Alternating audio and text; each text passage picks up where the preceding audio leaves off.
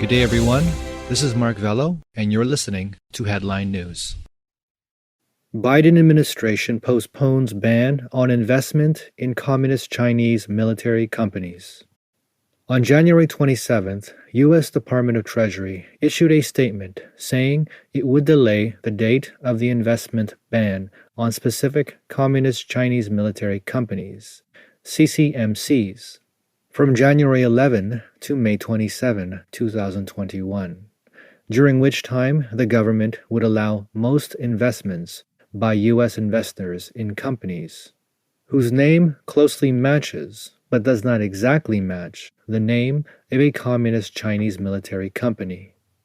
However, the new order does not authorize security transactions with those Communist Chinese military companies and their subsidiaries, which are on the Entity List, a list of foreign parties that engage in activities contrary to U.S. national security.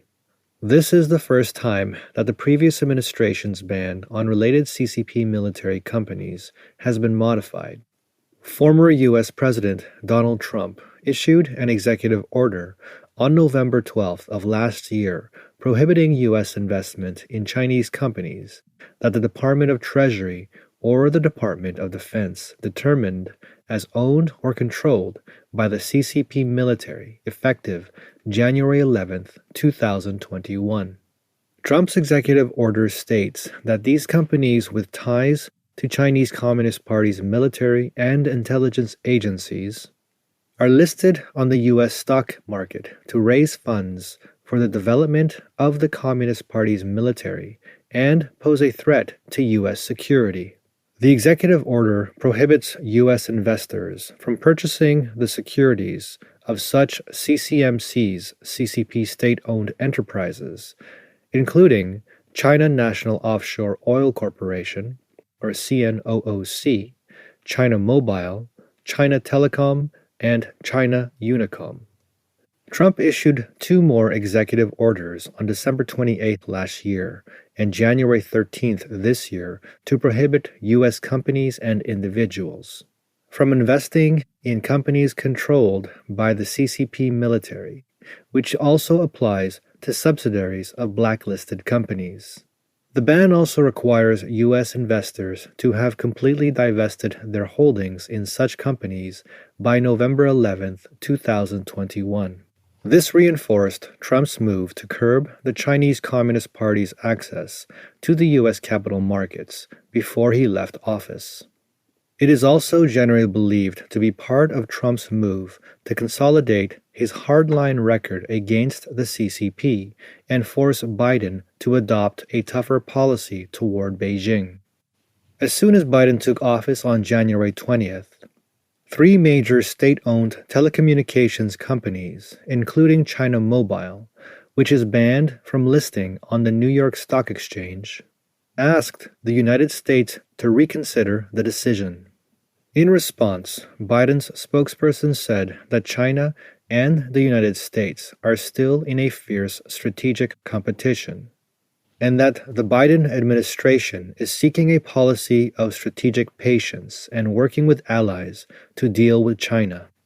As for Trump's call for investors to divest holdings in Chinese companies owned or controlled by the CCP military by November 11, 2021, it is unclear, and being closely watched, whether the Biden administration will delay the ban.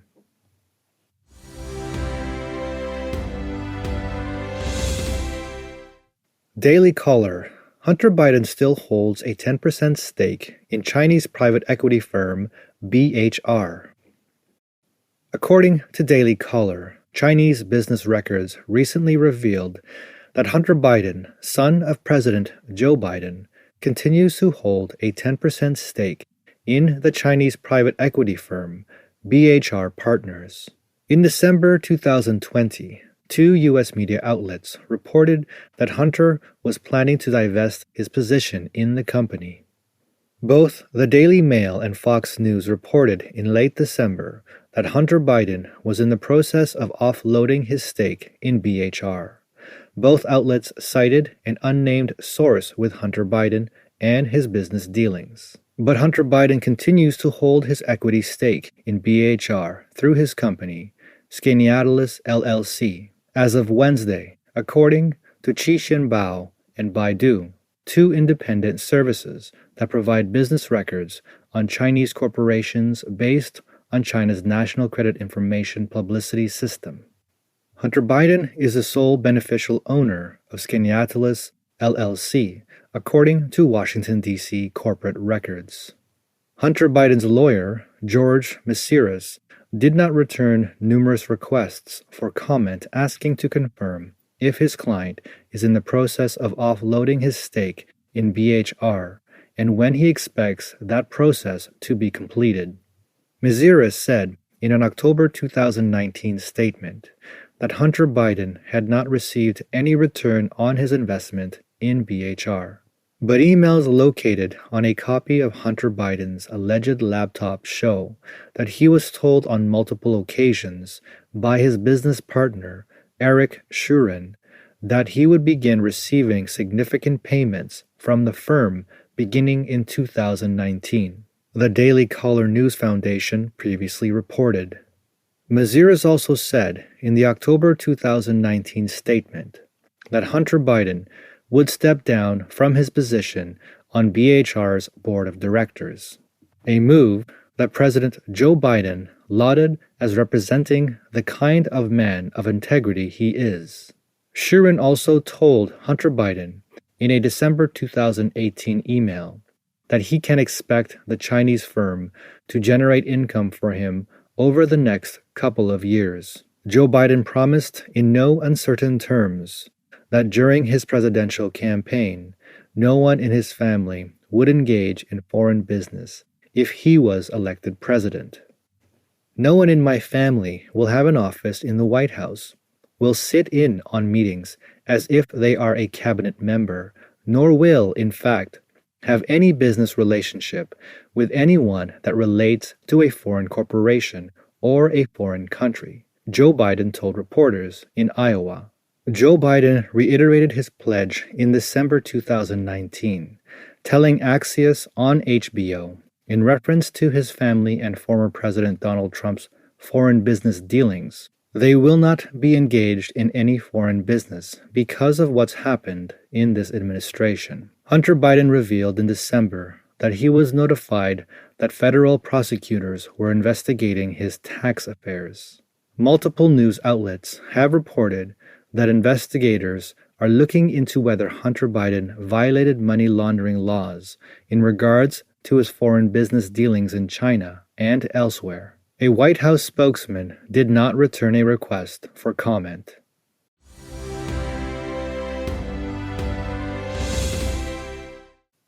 Biden reopens Obamacare, repeals ban on abortion group funding. President Biden has signed an executive order to enhance former President Barack Obama's legacy in healthcare.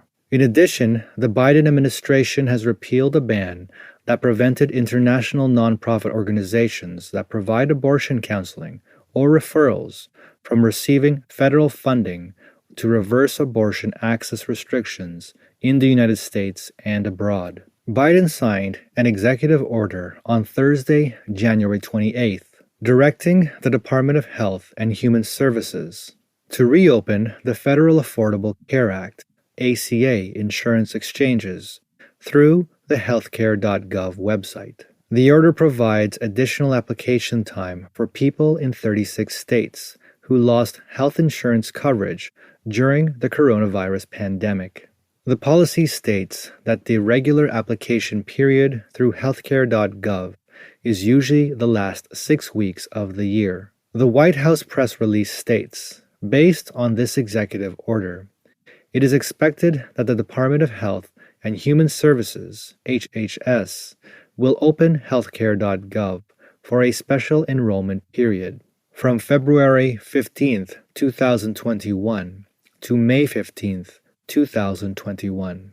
For President Biden, this is personal. The statement says he believes that every American has a right to the peace of mind that comes with knowing that they have access to affordable, quality health care. The Biden administration noted that the new order is designed to strengthen Obamacare, Medicare, and reproductive health care services to counter a 4-year attempt by the Trump administration and Republicans to repeal Obamacare and strip health care from millions of Americans. Former President Donald Trump promised to eliminate the ACA, also known as Obamacare, during his 2016 campaign. During his time in office, the Trump administration cut funding to the ACA's marketplace enrollment period and provided assistance to those struggling to understand the system. His team also joined states in challenging the constitutionality of the ACA in front of the Supreme Court. But in blocking the ACA, Trump was never able to repeal and completely replace the law. As part of the Thursday's health care proposal, Biden also signed a presidential memorandum to protect abortion access in the United States and abroad. With the new bill, Biden would repeal the Mexico City policy, which prevents international nonprofit organizations that provide abortion counseling or referrals from receiving federal funding. The new act also requires the U.S. Department of Health and Human Services, HHS, to review its Title X family planning regulations. White House Press Secretary Jen Psaki mentioned the move in a briefing last week. Psaki said, "I think we'll have more to say on the Mexico City policy in the coming days. But I will just take the opportunity to remind all of you that he, President Biden, is a devout Catholic and somebody who attends church regularly." This concludes tonight's broadcast.